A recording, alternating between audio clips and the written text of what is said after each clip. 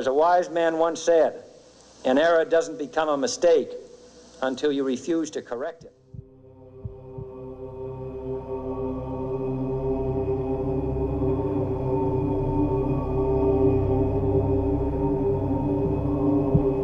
Well, listen up! There is a storm coming! Like nothing you have ever seen! And not a one of you is prepared for it!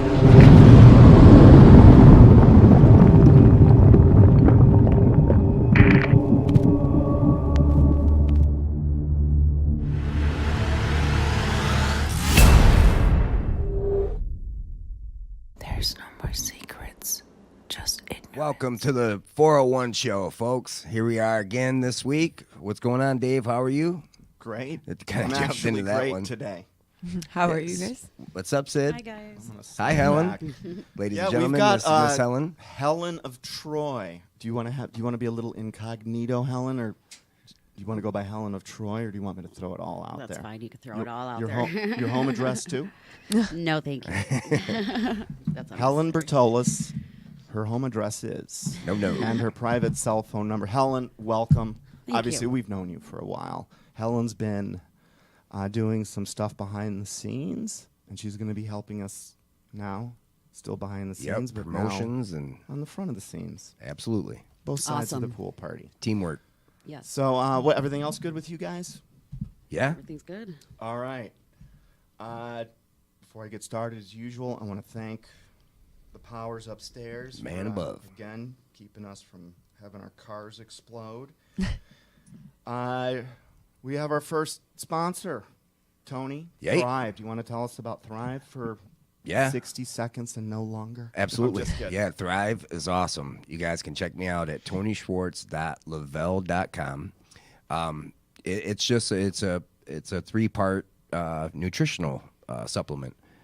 It's very easy. 2 capsules in the morning, a shake 20 minutes later, put on a DFT patch. What's a and DFT patch? It's the world's only wearable nutrition. So the same way that you see people getting That's the patch I was wearing. That correct, yeah, and it's done. It's been a big benefit for me. I tested this product for about 2 a weeks week or two, Yeah, and I felt dynamite. it's amazing. It's good. It's good Yeah, stuff. yeah. I mean, that's how it works. Is Okay, your networking. 60 seconds are up. So finally, Absolutely. the address is TonySchwartz.lavelle.com. And LE-VEL.com. And yeah, right. Goody, Greek, goody. Yes. Yes. for sure. All right. We're going to start to put some closure on NASA today, and that is really going to be the part of NASA where we're asking the question: what's in our skies, and what impact does NASA have on what we think is in our skies? Because, I mean, does NASA have a lot of impact on I you would people? assume, Has it had a lot yeah. of impact on our lives? Yes. Yeah, Pretty I mean, incredible. it's everything we focus on. All right. So hold that thought. We sometimes put a quote up to get the show started. Yeah. Sometimes it's a quote from a scientist or a philosopher. Sometimes it's a biblical quote. And I don't think it's ironic, but I wanted to put these 2 quotes out. Not for just for us here, but this is also for anyone listening. Because I had a great conversation with, I'm not going to mention his name, but we made a marketing piece out of it. And this is a buddy of mine that was essentially eye-rolling the things we're talking about the same way I used to eye-roll them. And the conversation I had with him, dear friend from Chicago, but the conversation I had with him, I don't know what night that was when I sent this out, but he was basically like, holy cow, this is really starting to make sense. And he's starting to talk about things like God and Jesus and the Bible, because he's looking for answers in this world. And that sort of happened apart from, I did not have, this was like sort of out of the blue from the last time we spoke. And it reminded me a lot because he's going through a hard time right now where the people around him are not receiving this shift very well. Okay? His change, you mean? Yes. Yeah. Now, this is why I think you need to understand this is why I personally believe this is the front line of the spiritual war that is going on in the spiritual world that I know at least the four of us here, all agree exists. Mm-hmm. Because if I tell my friends that I started following Buddha or Gandhi, what do you think the reaction is going to be? Well, I think most people Is like, anyone oh, going to okay. get angry with me? I don't think so. Think about that. Buddha or Gandhi, I don't think people are going to be angry with you. Why would they be angry? That's my point. Yet, let's go back 2,000 years and look at a prediction, two of them, in fact, that were made by this nondescript carpenter named Jesus from this place called Nazareth. So the dude's about to die, okay? Mm-hmm. I'm going to read the quote and then read the passage that's in the book. So this is from Matthew 10:22, which says, "You will be hated by everyone because of me, but the one who stands firm to the end will be saved." And then the backstory goes on to read, 2,000 years ago, a certain man predicted that if you followed him, you'd be hated. How could a man know he'd be so famous and so polarizing that his followers would be hated?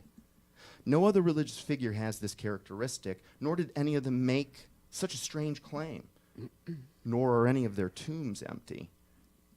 It was an uncomfortable truth for a while. This is the personal part for me. No matter your position on the true identity of Jesus Christ, it's pretty impressive to see these words written 2,000 years ago that are provably true, at least in my personal opinion. And one other passage I want to do, because the Bible is very formulaic. They don't say something once. They repeat it. You can find it. This is why it's a flawless messaging system, because you can remove an entire book and the entire message still will get through. John 15:18-19 says this. So this was written, these were words spoken by Jesus Christ. It went into print around 85 AD. And again, think of what is being assumed in this conversation. Because he's saying this right now to, I don't know where he said this, but I'm going to guess this was his inner circle. He said this: if the world hates you, now when they say the world, he's talking about the world and the people of the world system. If the world hates you, know that it has hated me before it hated you. If you were of the world would love you as its own. But because you are not of the world, but I chose you out of the world, therefore the world hates you. And here's the backstory. He, meaning Jesus, he didn't say many people would probably remember me. His statement implies that he knew he'd be world famous after his death. He repeated this several times. And I have observed this personally and on the news and vouch that it's a truthful statement. It's a pretty bizarre prediction for a nondescript carpenter who was executed by the Romans along with hundreds of thousands of others across their empire. What's even more bizarre is that he was right. This is one of thousands of predictions that, at least this is why your relationship with God, it's personal, I believe. But like I said, I don't think there's any more information I'm going to find that is going to turn me off of this road, because I now understand your soul's at play.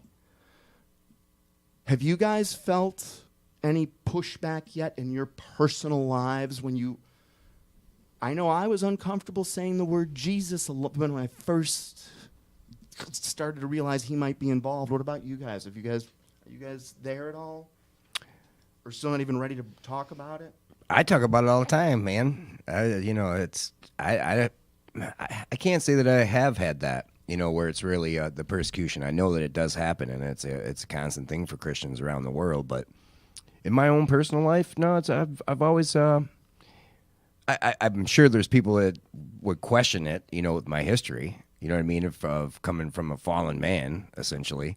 But any thoughts or comments from you guys? I don't know. I can feel like like how I was bringing up on the last episode, like the closer you get to realizations or something, there is like a push and a pull thing, you know, where it gets harder. Like things, it's just like a test. Like I call it like the crossroads in life. Like life will give you like a choice to like go back to your old ways or, you know, like continue along the path. You know, it's not always easy to keep going, but it gives you that choice, and that's what free will is, you know.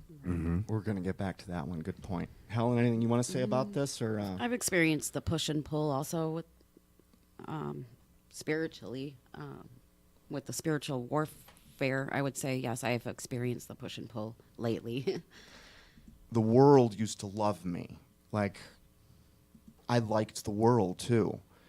And I tried to navigate and negotiate. It still even happens now. Trying to live life with one foot in the world and one foot out. It is, I think the Bible's going to end up proving itself true again, that it's impossible. You will at some point have to make a choice. You're either completely, essentially God's, and if you're not God's, then you are the world's, because the world right now is, who's the God of the world right now? Lucifer. It's Lucifer. It's Satan. It's so weird, though. You know, that's a tough thing to come to terms with too, because there's so much beauty in the earth, and I think you still, the free will allows you to create your own world in a way. You know, if you push them away. Right now, put it like this: there is beauty in the earth, and there is goodness on earth, and there is also evil on earth. You can see both spirits at work. Yeah. And for some people, this is as close to heaven as they will ever get. And for some people, this is as close to hell as they will ever get. And the two outcomes that are written about in this book, which has predicted all the future, like no other book has done in history, it's got that characteristic. It predicted the entire future of humanity ahead of time. It is very clear and says that there are two places you can go that are not like the earth at all. Because one place only has the properties of the Creator God, and the other place only has the properties of the rebellious God. And Sid, what you said, free will. The rest is free will. What we do in this lifetime, that is the free will that we exercise. And that free will ends with our last breath. But let's be clear about something. When Shirley MacLaine walks along a beach saying, "I am God," I am God. I am God. I am God. I am God. I am God. I am God. I am God. I am God. I am God. I guarantee you she has no control over where her soul goes. She is not a God. She's just a human being like we all are. No, I don't know. I do feel like I'm like being forced to grow up right now, like really fast. I don't know. Like, it's not like I'm an immature person, but I feel like I've been stuck in this place for a long time. Sure. Like, and I'm very prideful in it. Yeah, that was one thing that God will remove from. If you're going to be His, He's going. Yeah, I have to nothing to be proud of anymore. No, but you know? do. I mean, you have a career. I you're get a successful that, but model. Like, at a point that was taken. I mean, Right. there was a point where, you know, your knees are in the dirt, and you're it's like, fitting a what does common that matter? characteristic. A common characteristic of every saved person that was written about 2,000 years ago, and every saved person, to a man, every last one I've talked to, we mentioned this on air last week, is going to be humbled. And that's right when I made the joke, like, look, man. It's like a midlife crisis before you hit 30. Yes. You're going to have a few of it. Ask Jimmy, Tony, and Charles. and I, It's man. literally like a midlife crisis before you even hit You're 30. Early life crisis. And when you're a model, Don't worry 30 about my feelings, is like Sid. I'm 52 fine. in like real life human years. So it's like it's all downhill We're in dog from years. there for me. But how about this? Maybe God has this Maybe awesome there's a new plan beginning. where He's like, you know what? Because I've had this eye on this I have girl. like a year, God. No. Another thing is your timeline. Take it. Because if you want to learn from my mistakes, you're on his timeline, not yours. Yeah, no, I was That just... one caused a lot of problems, too. Okay, so we paint dots every week. We typically do it through the avenue of Ephesians 5:11 by uncovering the fruitful deeds of darkness, which is another fancy way to say we really talk about conspiracies on this show. Because almost all of them are fueled by two things that are the main elements of the spiritual world, by truth and by deception. Yeah. Okay? A conspiracy, if it is flat out just not true. You know, if I tried to start a conspiracy tomorrow that palm trees were really covert aliens waiting to attack Earth, I guarantee you I would not have 1,000 followers. Maybe. But no, that's what they want us to think would happen. Every conspiracy in the world, even the ones I don't understand yet, by and large, are fueled by truth. They're not fueled by a desire for income or wages or notoriety. They are simply fueled by people that were there that saw something that disproves the commonly believed story. And it doesn't matter if we're talking about fluoride or Flint water or what's going on at NASA or history books. Those Comes two back to elements Jesus. are constantly at play. We're going to jump right now into NASA and the part of the show, which we've been trying to get to for a long time. Yes, sir. Which was tied to one of our taglines, which is removing truth's protective layers. That was from a speech given by, anyone want to take a guess who said it? Nope, I think I got this answer wrong the last time you asked it. It was a speech given by Neil Armstrong in 1994. We're going to look at a few things. Before we get to his 1994 speech, let's take a look at what he looked like in 1969. And we're going to start off by refamiliarizing ourselves with Apollo 11. Because there are 3 particular Apollo missions.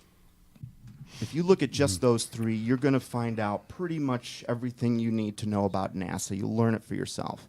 And my suggestions are to look at Apollo 1, Apollo 11, Apollo 13. I think we went up to Apollo 17, which was the last manned mission to the moon, I believe. Those are great numbers. 1. 11 and 13. Yes. I don't know much about numerology, and I don't want to get too sidetracked. But Apollo 11, holy cow, worldwide event. Not just the USA, but man reached the moon. Neil Armstrong, Buzz Aldrin, and I think it was Michael Collins. They landed on July 20th. This is not my note, but they did get 47 pounds of rock, and Armstrong was the guy that said, that's one small step for man, one giant leap for mankind. Here's Tom Brady. I believe, how many Super Bowls has he won? 7? 6? 6, Okay. I think. All right. I'm not positive, to be Okay. honest. So he's been to this rodeo before. He still gets pretty excited, right? All right. Now here's a photograph of the press conference. Oh, and this is Neil Armstrong in 1969, who, by the way, just putting it out there, Got a little Mason logo on happens there. to be a member of a secret society that is built on keeping secrets. Okay. You've just accomplished the greatest feat in human history. You've just been asked to sit down at a table in front of a room filled with about 500 reporters that just gave you a standing ovation that went on for about 10 extra minutes. These are the first images taken. We're going to actually watch the first question on video. But what do you guys see when you see that picture?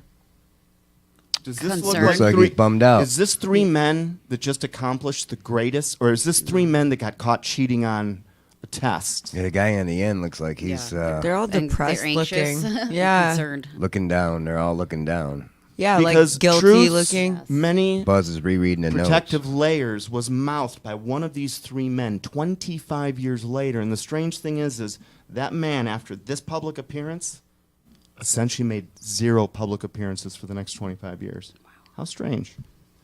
He's supposed to be one of our greatest heroes. Many stills from that day capture that feeling we showed in the still, but I don't like stills because, Sid, you're in modeling. You know one picture taken at the right moment can tell one story, and a millisecond later can tell a completely different one. Yeah, and it can be manipulated too. Fair enough. So when you're looking at this, I was not thinking this way when I first looked up, so you guys are going to get a little hint. But understand how the human mind has to reconcile lying. Hitler understood something. And this is why he said, big lies work. Because the human mind is built to think that small little exaggerations are okay. Little white lies, those are acceptable. We can do these things we can lie to ourselves in a lot of different ways, and we can get desensitized to it, and we can over time learn accept more and more. But at the end of the day, even when you're being asked to lie, and I know this is true for me, or when I feel I have to lie, I still try to word things in a way that I'm still telling the truth, even if I know the impression I'm giving is not wordplay. Did you understand what I'm saying? Does this resonate with anyone? Yeah. Yeah. It's almost like an innate, it's like maybe when God says, I wrote my heart on every human's heart, maybe that's why that bothers us. Right. Some people so much. And some people, knowing that there is mistruth or deception in the world, will drop everything to try to correct it because it matters so much. So let's take a look at this. We're going to watch a couple minutes of this press conference, and let's see what we got. Tony?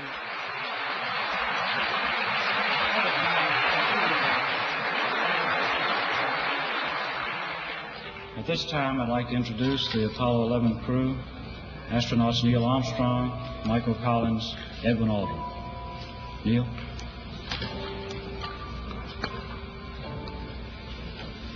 It was our pleasure to have participated in one great adventure. Now he's saying adventure. He's not saying going to the moon. Just pick up little clues. It's an adventure that took place not just in the month of July, but rather one that took place in the last decade.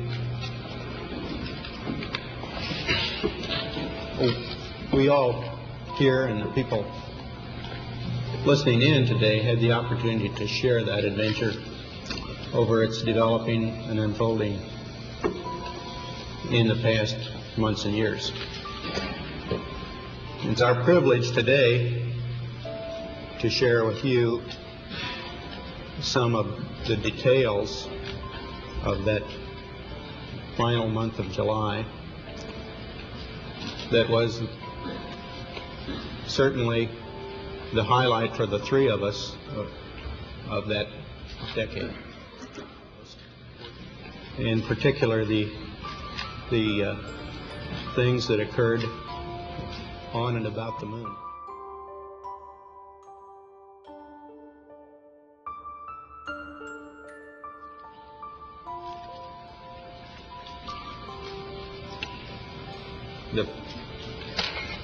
The flight, as you know, started promptly.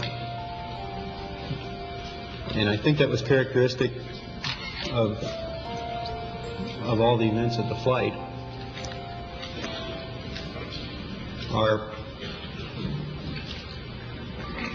Our memory of that actually differs little. I don't recall during the period of time that we were photographing the solar pearl what stars we could see. I don't remember seeing any. Neil, you were... What are your impressions when you... What are your impressions? He's very, in my opinion, he's very... he knows exactly what he's trying to say. He's choosing his words wisely. He's scripted, and he's like very careful in his wording. He's very slow. I feel like he's like really like not trying to slip up. Like legal. He's reading a script. Like, yeah, and he doesn't want to say the wrong thing. That's what he seems like. We now realize that perhaps the reason Neil Armstrong has never given an on-camera interview is because he doesn't want to lie anymore.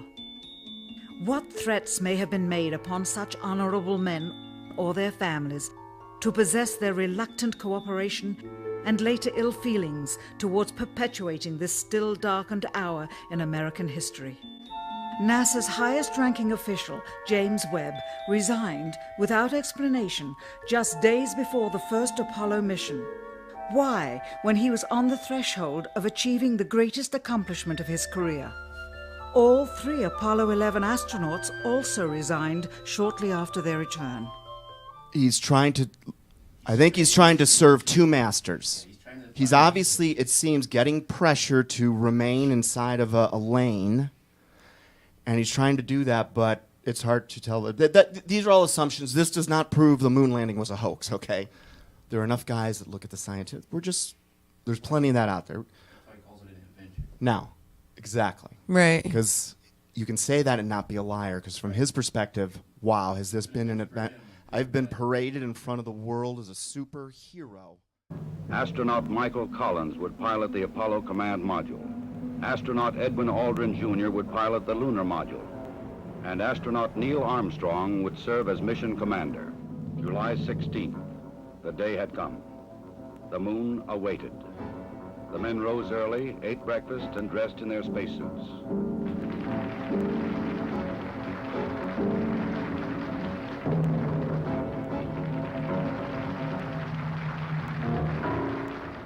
Armstrong would be the first man to step upon the moon. But at the end of the day, I am part of the biggest lie in history, and he himself may not know. These are my assumptions, because some people might think we did land on the moon. My opinion about that is irrelevant. Okay, 25 years later, the man has made almost no speeches. You know this. For years, Neil Armstrong refused to be interviewed. I found that to be one of the strangest things of anything. He's been completely out of the public eye, but it's the 25th anniversary of the Apollo 11 mission at the White House. And this is what year? 1994. This is under Bill Clinton. We're going to listen to 2 sections here. And here's what I want you guys to focus on. The first section, he makes some very interesting opening remarks about a parrot. Saying, and you got to understand, he hasn't spoken in 25 years. He is talking to a room filled with college students that are visiting the White House that day. The press, there's a massive press corps. Okay, this is a big White House function. All the other Apollo 11 astronauts are there. Same thing again. He got an overly long stand ovation just like last time. But this time I suspect he's writing his own speech. Think of all the things you can say. It's one of the few words you've given to the world in 25 years. Here's what he says. Ladies and gentlemen, Neil Armstrong.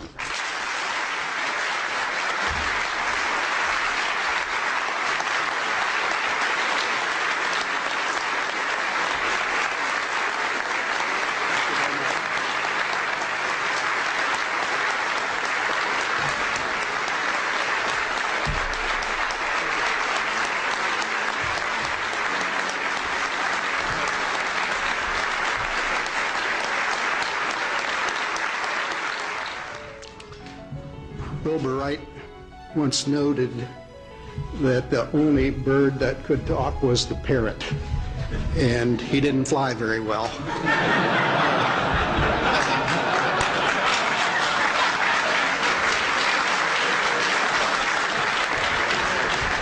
So I'll be brief. It's almost like you just look back at someone that cares about what he's saying, but who knows? I just don't think that they viewed that as a very superficial joke, but I think that anyone that's involved in art puts messages into their art that is very deep. You know, words for writers are chosen very carefully. Colors for painters are chosen very carefully. Jimmy knows about setting up shots in a film. They all have different implications. These are not, in my opinion, casual words. And I think the next part we want to go to is at 4:20.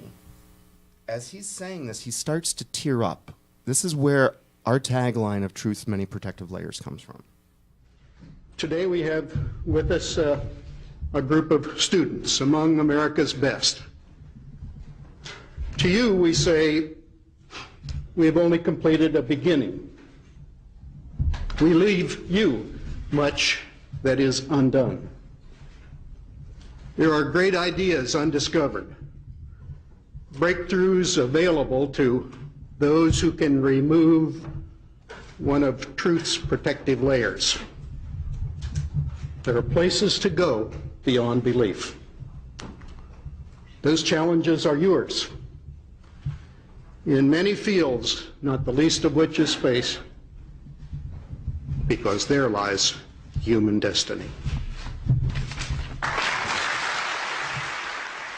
So do you think he's maybe just nervous and just kind of saying these things on a whim and they're just not coming out right? Or why say a parrot? What does a parrot do? Mimic. Repeats. It repeats what it Repeats the same message. Yeah. And it doesn't fly very well. Yeah. Do you understand? Yeah. Like, so the story's falling apart. I wanted to put ourselves into the shoes of Werner von Braun. What must happen, what goes on in the mind of someone who's in such an influential position, who's got a lot of eyeballs on him, who's got a lot of cameras on him, how he handles, because this, assuming the words he said on his deathbed and what is on his tombstone, and these are all parts of a theme that he was trying to communicate his last 3 years, which is there is a massive deception coming and NASA is heavily involved. In 1974 through 77, I met the late Dr. Werner von Braun in early 74.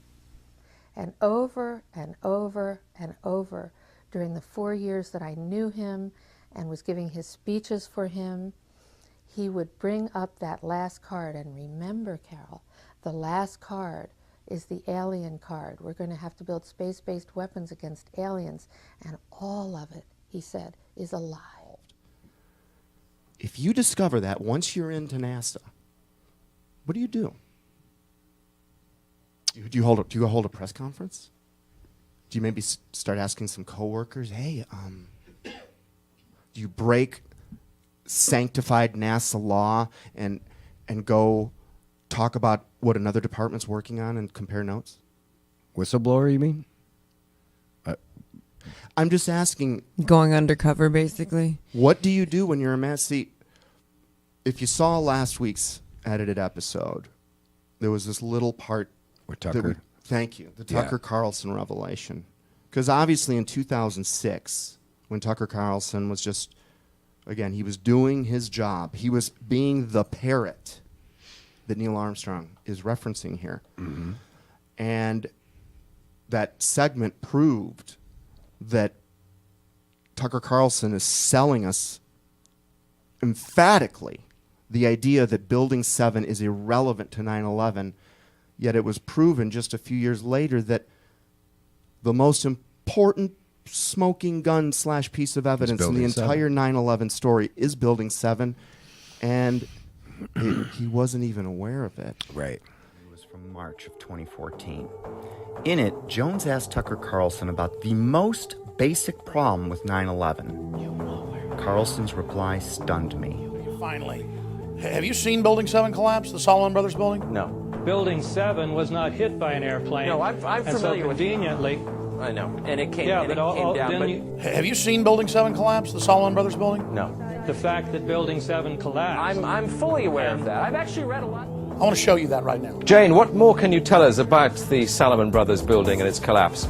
Well, only really what you already know. Details. Was this after the collapse of the other two? Yes, and she's saying it's fallen, Building 7. They announced Building 7 fell 25 minutes before it did, and then lied and said this wasn't real, and then later admitted it. And then we have the up-close footage of CNN, police saying, get back, they're going to bring it down. It's hard to be certain, but it seems that Carlson is genuinely perplexed. It occurred to me that just because he's on the news does not exempt him from the same moment each of us have when that first irreconcilable problem with 9/11 sinks in. So sometimes you think, oh, these guys that are on TV, that are at NASA, they're in the middle. I have a friend who works at NASA who has no idea about this stuff. Yeah. My best buddies. They're in innocent FBI. bystanders. They're they're pawns in the game of chess, and they're just doing their job. They're just following orders. They're even deceived. Sure. I agree with all of that, Dave. I think that nobody knows what's really going on. Even if I were a president, what would you do? I might give a speech saying that secrets are terrible, Secret societies are bad. Oaths to secret societies are bad. We are facing a monolithic conspiracy that's threatening the world. The very word secrecy is repugnant in a free and open society. And we are, as a people, inherently and historically opposed to secret societies, to secret oaths, and to secret proceedings. For we are opposed around the world by a monolithic and ruthless conspiracy that relies primarily on covert means for expanding its sphere of influence, on infiltration instead of invasion, on subversion instead of elections, on intimidation instead of free choice, on guerrillas by night instead of armies by day. Some people that don't want the truth out will tell you, oh, he was referencing communism. He is talking about who we talk about. They've had many names throughout history. We call them the Illuminati. Jesus called them the synagogue of Satan. In Kennedy's day, they were known as the establishment. But the dimensions of its threat have loomed large on the horizon for many years. It is a system which has conscripted vast human and material resources into the building of a tightly knit, highly efficient machine that combines military, diplomatic, intelligence, economic, scientific, and political operations. Its preparations are concealed, not published. Its mistakes are buried, not headlined. Its dissenters are silenced, not praised. No expenditure is questioned, no rumor is printed, no secret is revealed. These are the elites. These are the pedophiles of this world. This is who we're hoping Q brings down. Whatever our hopes may be for the future, for reducing this threat or living with it, there is no escaping either the gravity or the totality of its challenge to our survival and to our security. A challenge that confronts us in unaccustomed ways in every sphere of human activity. And there is very grave danger that an announced need for increased security will be seized upon by those anxious to expand its meaning to the very limits of official censorship and concealment. That I do not intend to permit to the extent that it's in my control. Today, no war has been declared, and however fierce the struggle may be, it may never be declared in the traditional fashion. Our way of life is under attack. Those who make themselves our enemy are advancing around the globe. Then I can only say that no war ever posed a greater threat to our security. But at the end of the day, understand something. Right now, this still is Satan's world. He is in charge of it. And believe me, he has complete control over the media. If not for a million little shows like what we do, we are in an Orwellian nightmare. Yep. Yeah. False news has become all too common on social media. More alarming, some media outlets publish things that simply aren't true without checking facts first. Unfortunately, some members of the media use their platforms to push their own personal bias and agenda to control exactly what people think. And this is extremely dangerous to our democracy. You're starting to recognize a spiritual war. You see it yet. Everything that was predicted and warned against in these ancient scriptures, which, again, evidence of a spiritual nature. Why the hell people will avoid reading that book? They'll go out of their way. I did it. You did it. Why? I mean, this potentially, some people out there believe, before I knew a damn thing, when I thought of it logically, this potentially is a document written by a hyper-intelligence, and it was left here for us on purpose. But I'd been convinced that it's a bunch of crap. No, that's not true for any other document. Well, you're right. You're right. Think about this. Because I think a lot of people will spend the time to pay attention to the seven wonders of the world, and that's, you can see that. You can see the pyramids. You can explain that they're there, right? And I think that's a big belief system that people can't grasp.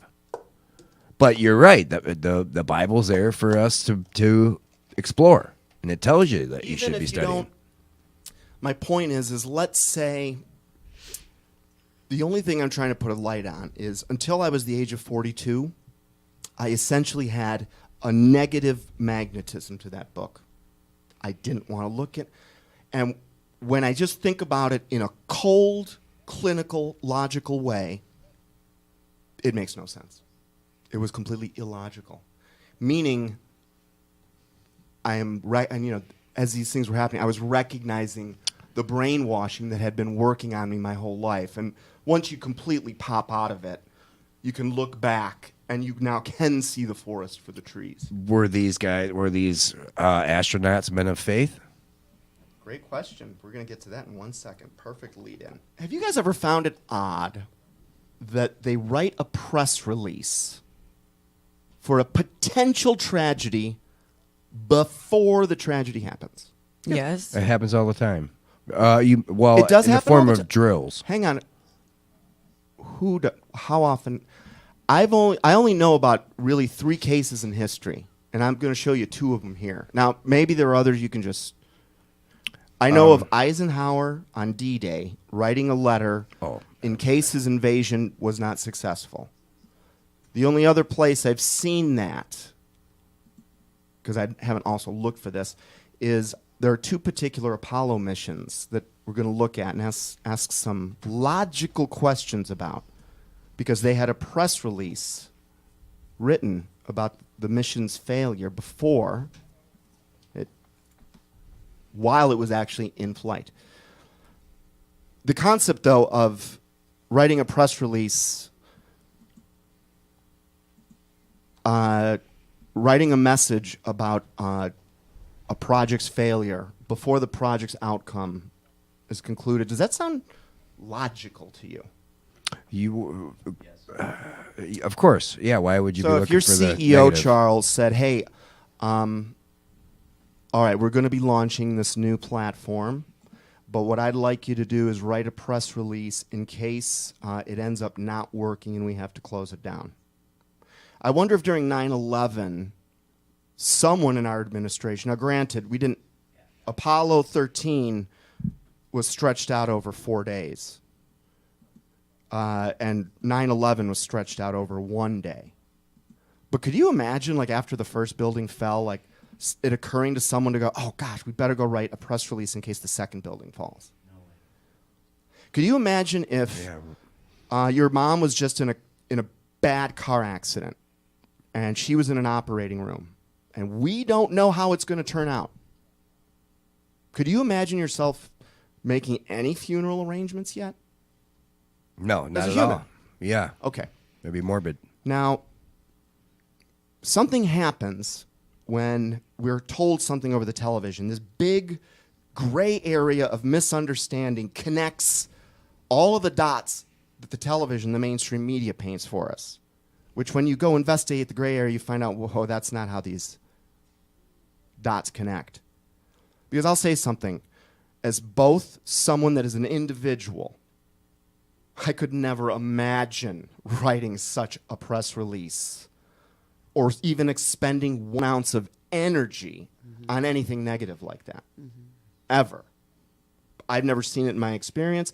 I have never heard this at any how to be successful in business press conference.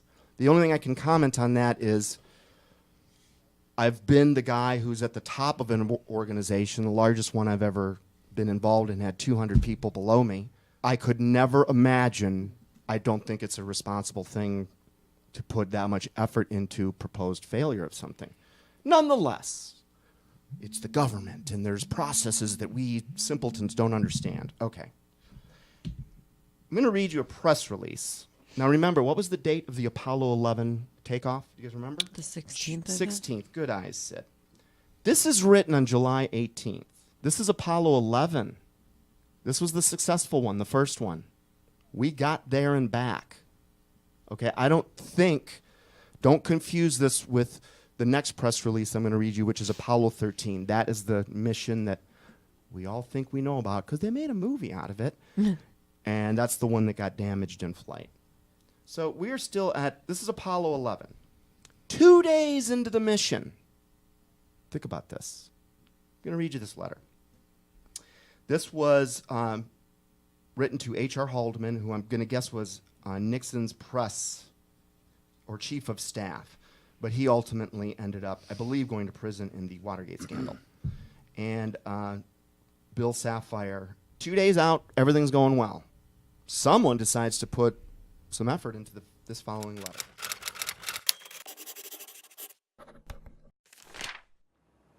In the event of moon disaster, fate has ordained that the men who went to the moon to explore in peace will stay on the moon to rest in peace. These brave men, Neil Armstrong and Edwin Aldrin, know that there is no hope for their recovery. But they also know that there is hope for mankind in their sacrifice. These two men are laying down their lives in mankind's most noble goal, the search for truth and understanding. They will be mourned by their families and friends. They will be mourned by the nation. They will be mourned by the people of the world. They will be mourned by a Mother Earth that dared send two of her sons into the unknown. In their exploration, they stirred the people of the world to feel as one. In their sacrifice, they bind more tightly the brotherhood of man. In ancient days, men looked at the stars and saw their heroes in the constellations. In modern times, we do much the same. But our heroes are epic men of flesh and blood. Others will follow and surely find their way home.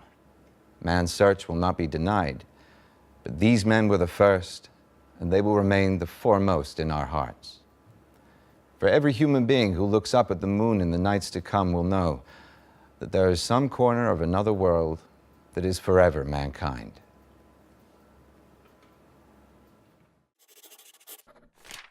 Anything strange about that letter?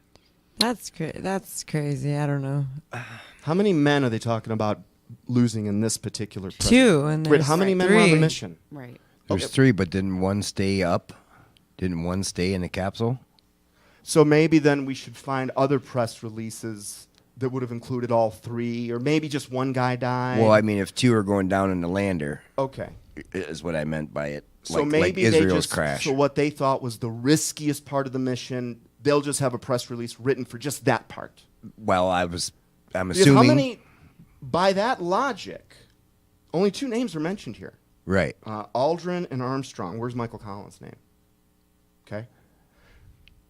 Well, I yeah, guess they I mean, were you could certain that lose the them all, obviously. So what I'm saying is, if we follow logic, there should be really probably, if you're going to put effort into this and do the job properly, like people should do at NASA, there should be then a press release that addresses just Neil Armstrong. There's one Sure. just for Buzz Aldrin. Yes. There's one just for Michael Collins.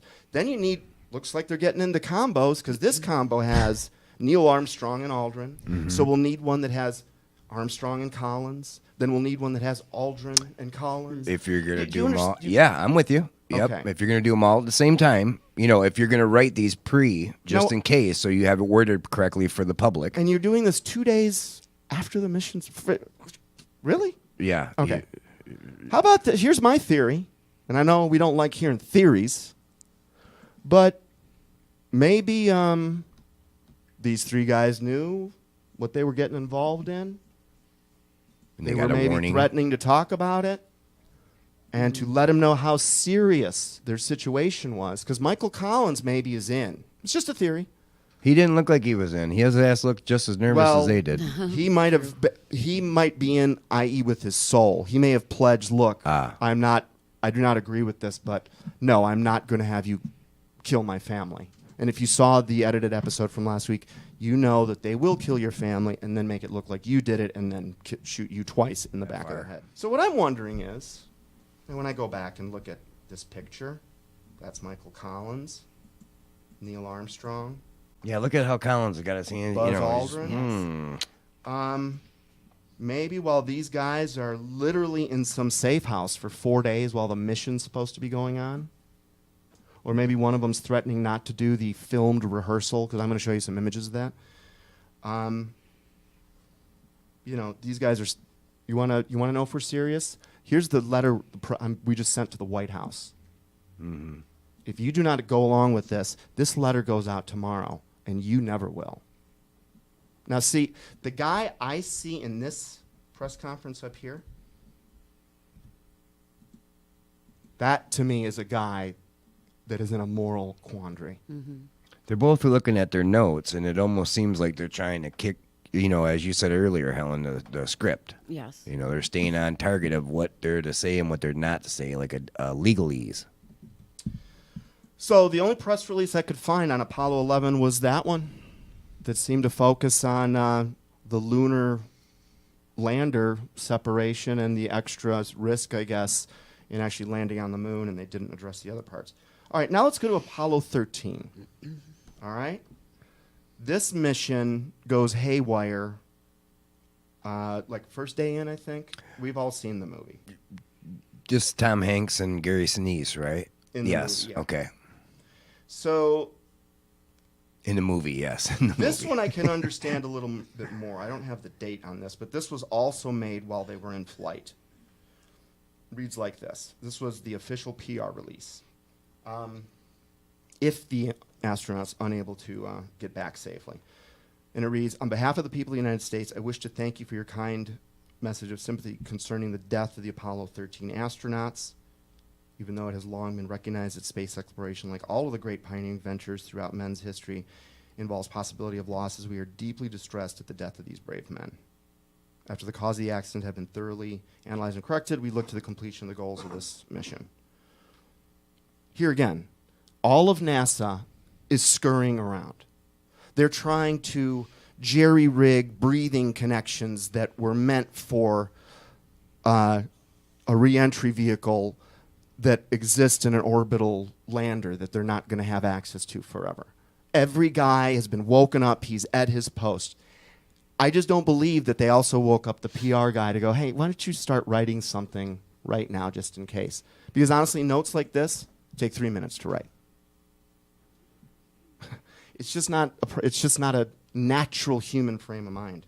What you're saying is the comparison from that conversation to the last press release? Is that? I'm just saying this, that who the hell knows what really happened on Apollo 13, but the mission survived a failure in space, which is pretty freaking incredible, because at the end of the day, along with a calculator and a pencil, this foil ship won the space race by traveling 500,000 miles without even hitting a speck of dust, which at their speeds, about 20-some thousand miles an hour, would have utterly disintegrated the ship.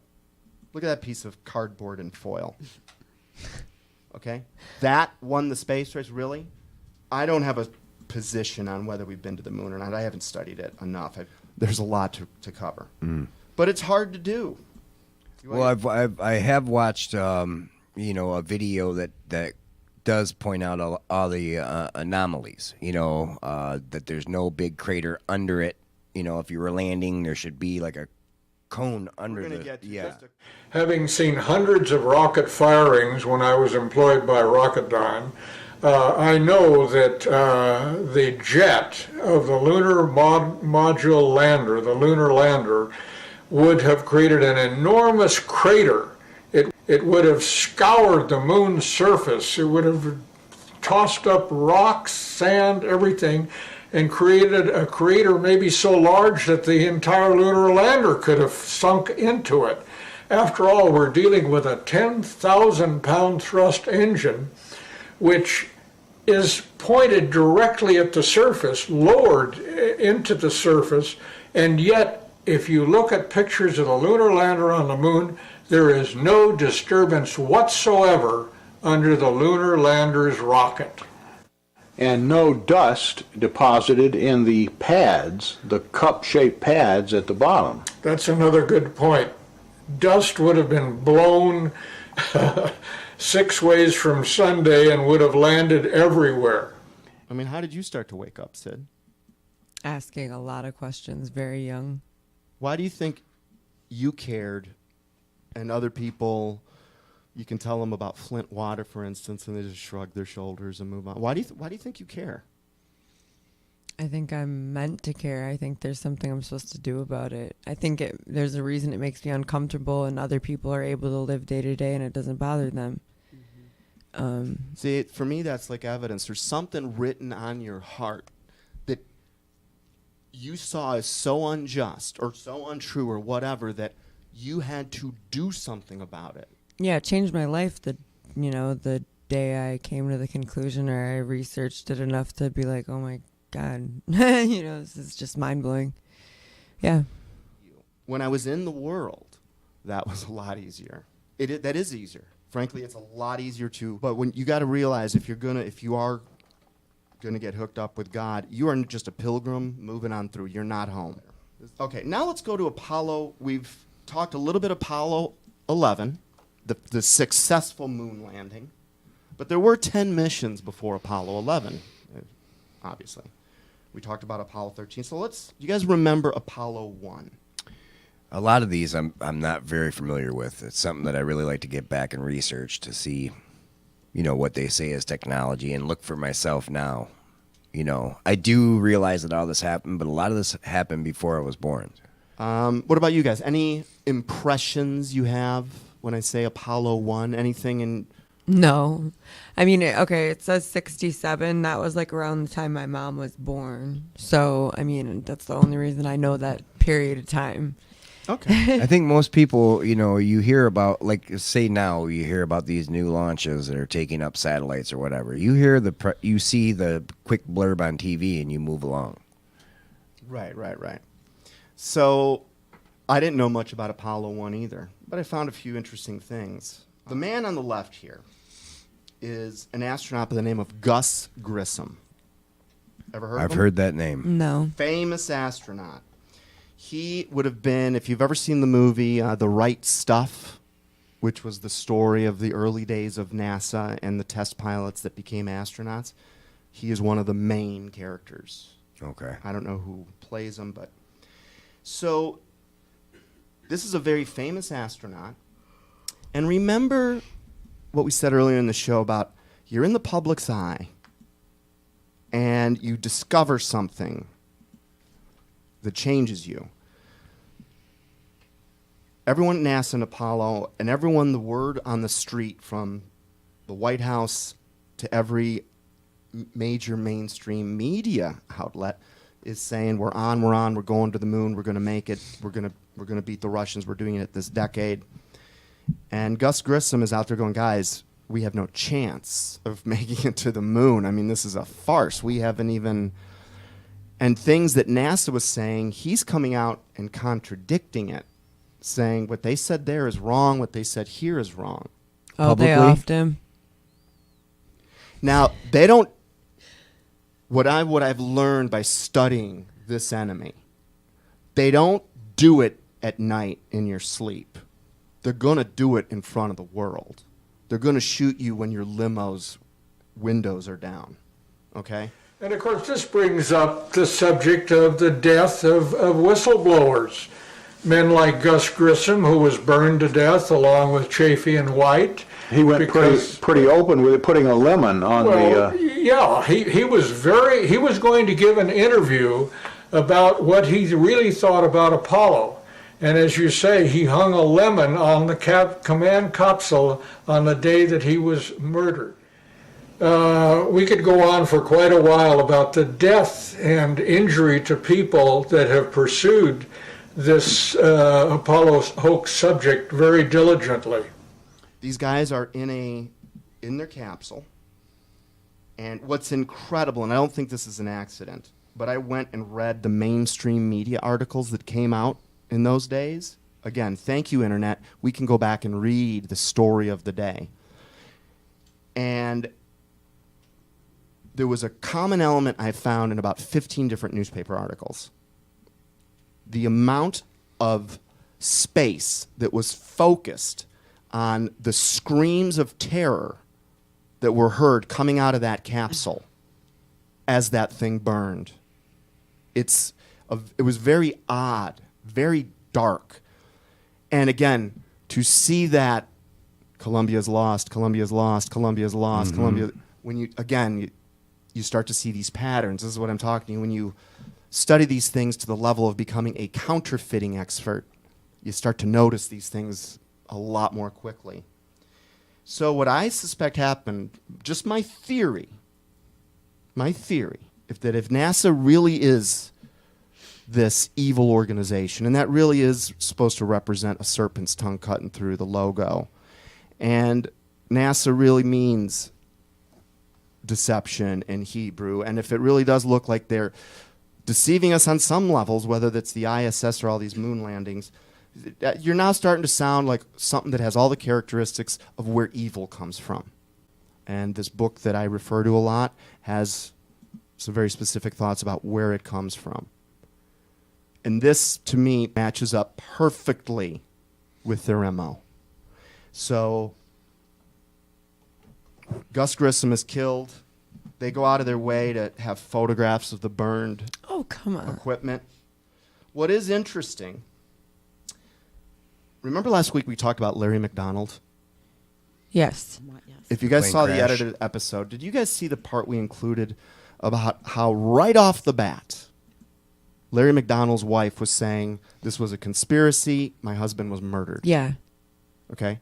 Then you have the KGB guys going, this wasn't about a military thing. This was the Russian Illuminati killing an airplane. You know, he even thought it was to get that guy. Because if I'm Werner von Braun, or if I'm Neil Armstrong, or if I'm Gus Grissom, who might I go to? My son? My wife? Who could I go to with such astonishing information? Truth. Yeah. You're going to go to your boss? No, you will be the people closest to you if you're going to reveal. I just find it odd that to this day, Grissom's family claims he was murdered, and their story of this faulty wiring was totally made up. And we should also look at Scott Grissom, his son's evidence that a secret switch was installed in the capsule to ignite the fire that killed Grissom, Chafee, and White. And it was the same way the 9/11 families spoke out. They're like, in our mainstream news, will say this is offensive to 9/11 families. But I can say this from experience because I know these families personally. None of them are offended by the truth. They all want it. They do agree on one thing. They're not getting it from the little television that's in all of our rooms. All right, any thoughts on the stuff? Is that...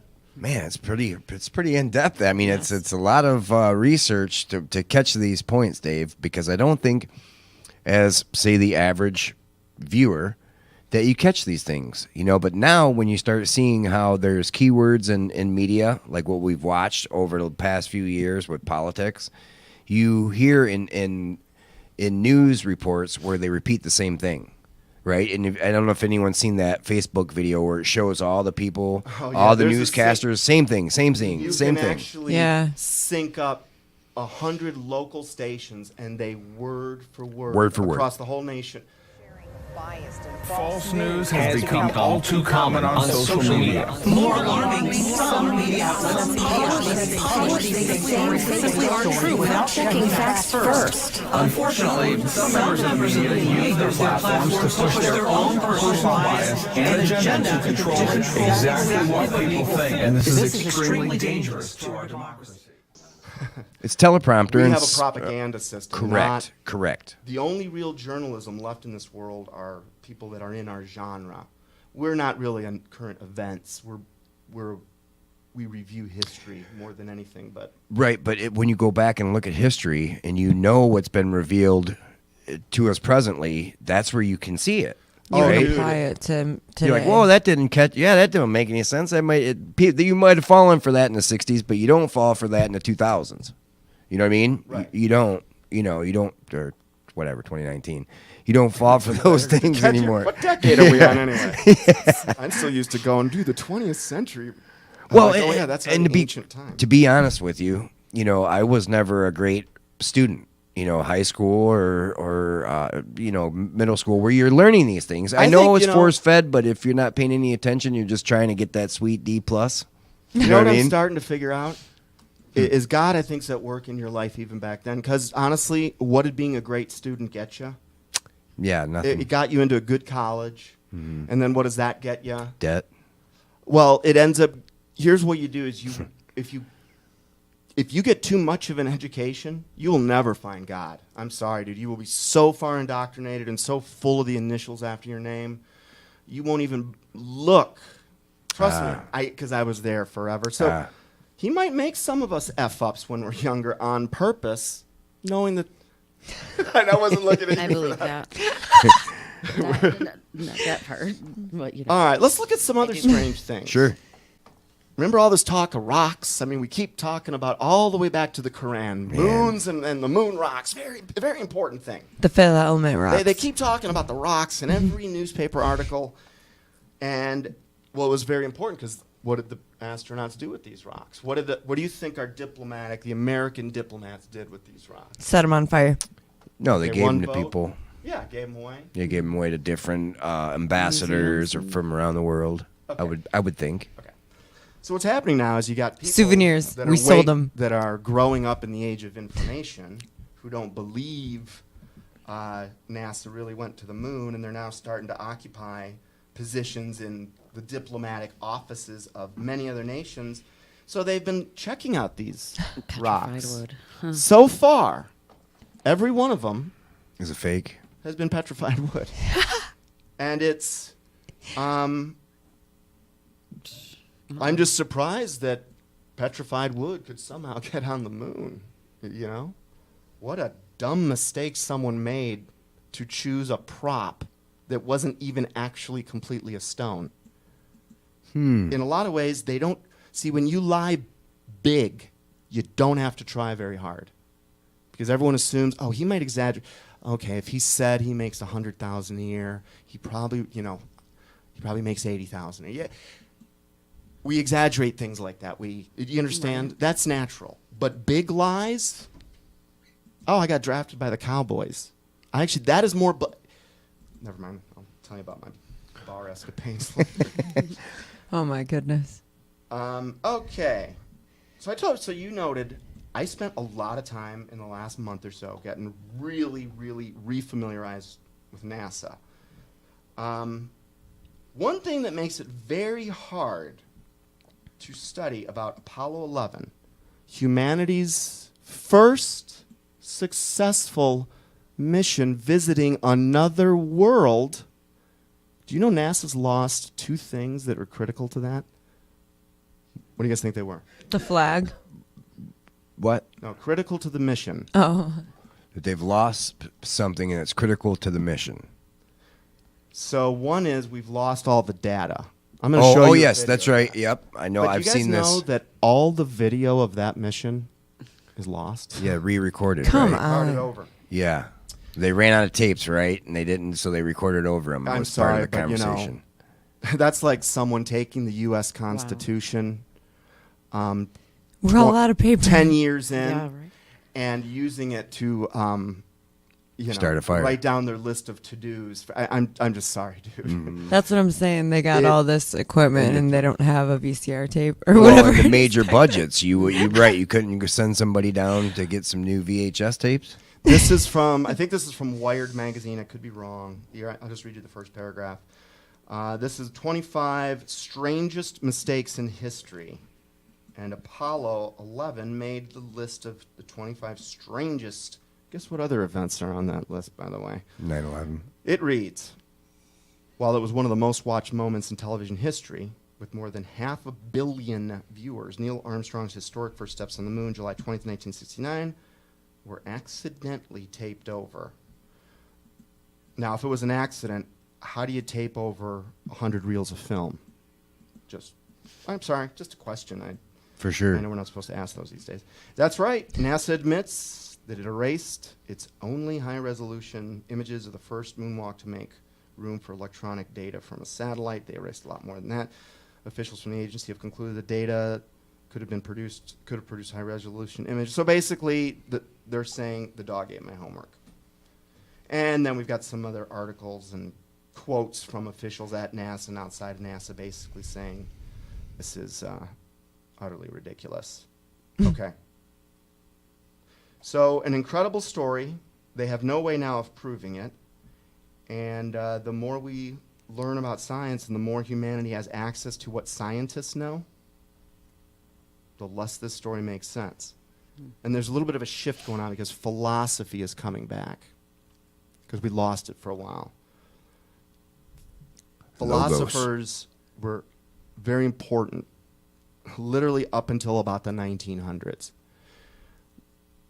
where there was this societal shift. And then this goes hand in hand with the oaths and the secrecy, right, that we talked about? Yeah. Because there's another thing.